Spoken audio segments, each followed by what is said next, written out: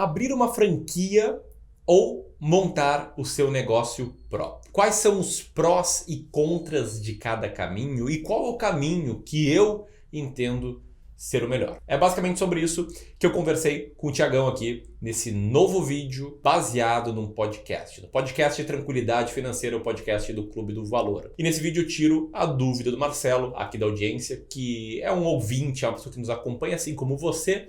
E eu até quero te convidar para que você seja o protagonista de um episódio. Clica no botão que vai aparecer aqui no card, aqui embaixo, preencha o formulário que a gente usa o que vocês mandam aqui para montar os nossos próprios episódios.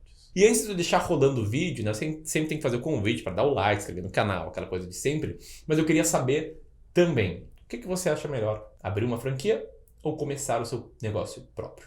Comenta aqui abaixo, beleza? Tamo junto, grande abraço e até mais! Então, senhoras e senhores, estamos aqui para mais um episódio do fantástico podcast do Tranquilidade Financeira. Meu nome é Ramiro Gomes Ferreira. Meu nome é Thiago. E hoje a gente tem aquele modelo de episódio que a gente responde direto à dúvida de alguém da audiência. Então, manda lá, Thiagão. Vamos lá, Ramiro. A dúvida de hoje a gente recebeu do Marcelo da Silva. Eu até entrei em contato com ele para entender um pouco mais a situação dele e eu vou descrever aqui exatamente como ele contou para a gente.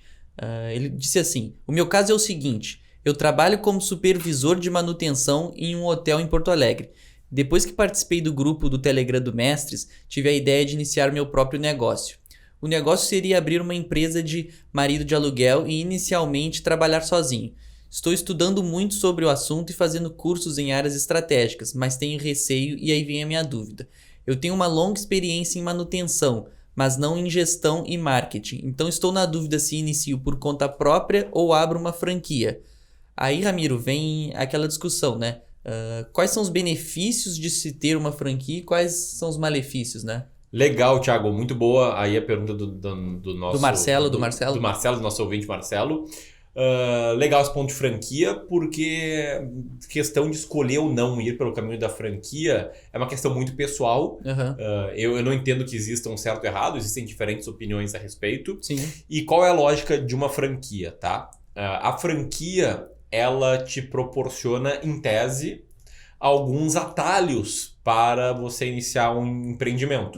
Como, por exemplo, uma marca, a força de uma marca ou não, né? Mas uma marca com identidade visual, com toda a parte de design do marketing, com processos. Muitas vezes ela manda todo o processo, tem que seguir exatamente, né, para conseguir até fazer o marketing, conquistar um cliente novo, processo financeiro, etc. Processos operacionais também? Ou processos operacionais. Às vezes até a centralização do back-office, né? Que seria, sei lá, fazer emissão da nota, financeiro, etc. Sim. Só que ela tem um custo, né? Isso aqui foram só os benefícios, são os pontos a favor. Só que tem um custo. Primeiro, um custo financeiro, que daí tem que ser avaliado caso a caso, que muitas vezes é uma taxa que você tem que pagar na frente para ter acesso a tudo isso, que é a taxa de franquia.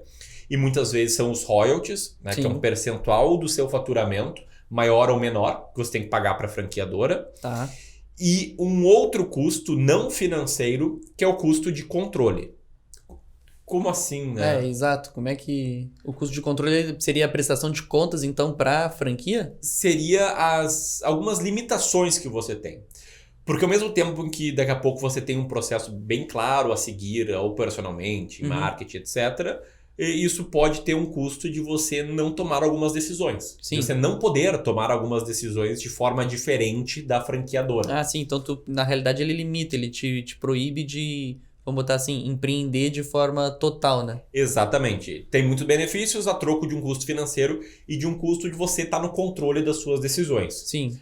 Particularmente, eu, Ramiro, isso aqui é uma opinião bastante pessoal, Sim. não iria pelo modelo de franquias. Tanto é que eu não fui, né? O Clube do Valor não é uma franquia de nada. A GM Brasil, minha gestora de recursos, não é uma franquia de nada. Porque eu sou uma pessoa que lá na origem do meu plano financeiro, aquela pergunta que quem nos ouve aqui há mais tempo já ouviu 1000 vezes, né? Que é o porquê o dinheiro é importante para você. Minha resposta foi liberdade. E liberdade é algo que não liberdade é compatível... Liberdade de tomar decisões também, né? Exatamente. Não é compatível com o controle, né? Sim. Com não ter o controle.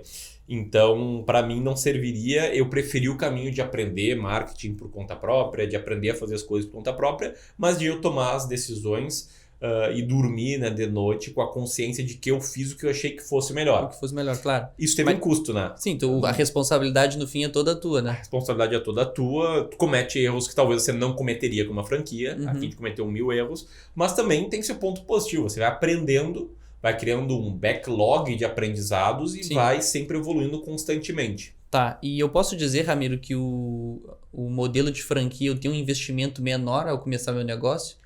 Muito provavelmente não, tá? Daí tem que ver de novo de caso a caso, mas geralmente o custo para abrir uma franquia é um custo... Continua sendo, eu posso dizer que é igual, então, se eu começasse um empreendimento sozinho? Imagino que Ou não. eu tenho uma redução de custo quando eu começo uma franquia? Tem alguma... Muitas vezes tem uma redução de custo operacional, né, com as sinergias, Sim, mas também tem custo da franquia, né, de pagar pelas sinergias, e tem o pior ainda que é o royalty, que dependendo do tamanho que for, ele pode limitar o teu crescimento. Ele pode Entendi. ser uma amarra ao crescimento. Se você tem que pagar um percentual da sua receita para um terceiro, né, como impostos, por exemplo, você amarra crescimento. Se a gente não pagasse 20% de imposto sobre a receita aqui, caraca, nosso lucro líquido seria 20% maior, teria muito mais dinheiro para crescer, para contratar novas pessoas, para expandir, etc. sim. E a franquia tem tanto, né, o imposto que toda empresa no Brasil Isso tem. até é um ponto interessante, né? Como é que é a parte tributária quando tu tá trabalhando com uma franquia? Eu não sei te dizer. Não sabe? Não. Beleza. A ideia, então, assim, ô Ramiro, tu disse aí que, então, para tomar essa decisão se a gente vai pelo caminho da franquia ou do empreendimento total, né, por nossa conta, vai por os nossos objetivos. Mas tem algum cenário específico? Como é que tu disse aí essa parte do royalty, do quanto tem que ser o investimento inicial, mas tem algum jeito mais quantitativo de eu dizer assim, ó, nessa situação, por exemplo, vale a pena ter uma franquia, nessa situação não vale a pena ter uma franquia? Quantitativo não, Thiago. Nunca parei para fazer uma conta. O limite de royalties, o limite de controle. Eu acho que os pontos principais são os qualitativos. Tá. É entender o quanto a falta de controle pode te afetar e o quanto você ganha com o know-how da franquia. Sim. Também entender muito bem, né, se a franqueadora é uma empresa que tem uma boa avaliação de outros franqueados.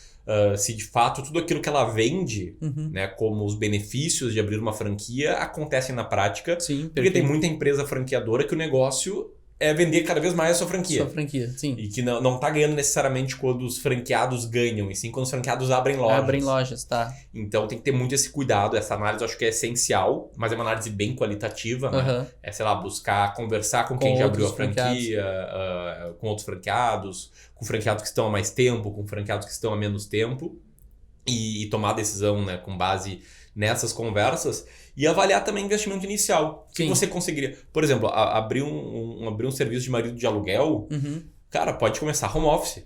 Sim. Home office, com marketing... Ele até colocou que está estudando essa parte de gestão e marketing, né?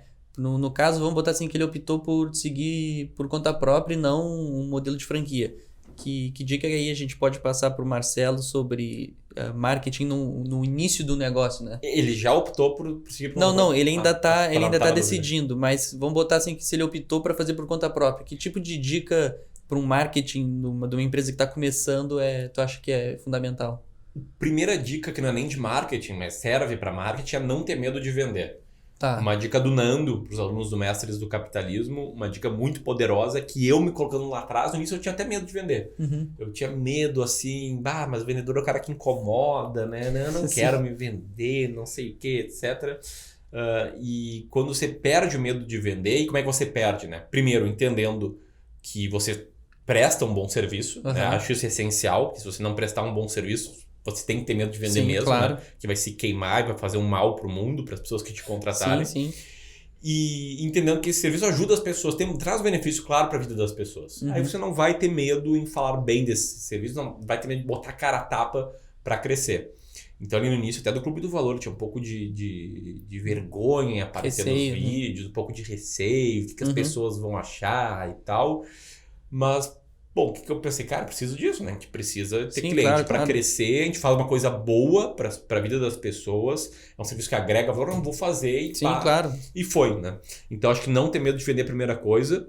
A segunda é entender que não é da noite pro dia, que não é um processo rápido, não é um processo fácil, porque até quando eu comecei, tá? No negócio de marketing, né? Quando começou o Clube do Valor, eu fiz um curso chamado Blog Memorável, um curso muito bom, por sinal, e eram 350 pessoas na comunidade de membros. Sim. E eu me lembro que tinham alguns mais engajados, outros menos. E alguns anos depois, beleza, o Clube do Valor começou como um blog, virou um negócio grande, tiveram outras pessoas com sucesso, mas é uma minoria. A maioria, logo depois, tipo, 3, 4 meses depois, postavam: eu já publiquei 5 artigos no meu blog, eu desisto. Sim. Marketing não dá, não é bem assim. Outro mercado, tem um mercado mais fácil, o meu é mais difícil. Elas vão criando várias justificativas para o seu fracasso. Sim. Eu me lembro muito bem que lancei final de novembro e ali por meados de dezembro fazia a prova do CGA no Rio de Janeiro, né, para ser gestor, que a gente estava montando a gestora também. E eu me lembro que teve um dia lá no Rio de Janeiro que eu acompanhava o Analytics, né, o Google Analytics, para ver quantos acessos tinha o site. Teve um dia da viagem que teve 0 acessos. Sim. O normal era ter 2 ou 3. Daí teve um dia que teve 0. Eu pensei, caraca, velho, nenhuma pessoa entrou na porra do Clube do Valor. Perdão pelo palavrão, se tiverem crianças em casa. Mas nenhuma pessoa entrou no Clube do Valor hoje. Sim. Só que não tinha nenhum mês, não tinha nem completado um mês. Sim. Então, se eu pensasse, realmente não é pra mim e tal, muito trabalho, tive que escrever 5, 6 artigos e não teve nenhum acesso. Cara, essa mentalidade de curto prazo, ela não só te ferra nos investimentos, a gente não só fala mal dela, né? Quando a gente está falando da gestão da tua carteira de investimentos, ela serve para tudo. Mentalidade de curto prazo é mentalidade perdedora, a mentalidade de quem não vai dar certo. Sim. Então, aí uma dica, e mesmo se for para o caminho de franquia, né? Entender que as coisas não caem assim do céu. E não surgem da hora, de imediato. Não é da noite por dia, não é nada sexy falar que tem que trabalhar muito para ter sucesso, mas é a verdade, né? Sim, claro, claro. Então, e com relação à gestão, Ramiro, que ele coloca aqui que também está estudando um pouco de gestão. Se ele vai, por exemplo, atualmente ele está empregado como um trabalho de supervisor de manutenção. Como supervisor, eu acho que ele já está acostumado até a lidar com algum time, né? Provavelmente, Mas assim, é muito diferente tu estar lidando com um time dentro de uma empresa quando tu passa a ser o dono dessa empresa, né? Como é que é essa relação, assim, como é que, vamos botar assim, que ele começou sozinho, tá agora com um funcionário a mais, contratou já mais 2 pessoas. Que dica de gestão aí a gente pode passar para o Marcelo? Legal.